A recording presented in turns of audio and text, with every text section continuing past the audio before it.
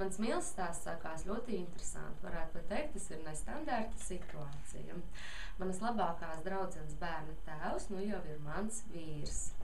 Tad, kad es ar savu vīru satikos un iepazinos tuvāk, tad jau manai labākajai draudzenei jau bija sava ģimene un savs mīļotais vīrietis blakus pie sēniem.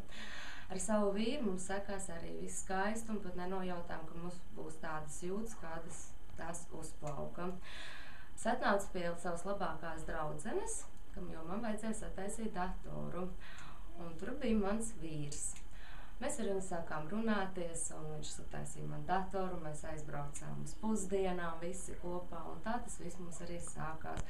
Dienas ar dienu mēs sazvanījāmies, satikāmies, un līdz nonācām, kad mēs ļoti mīlam viens otru, un ka mēs gribam apprecēties.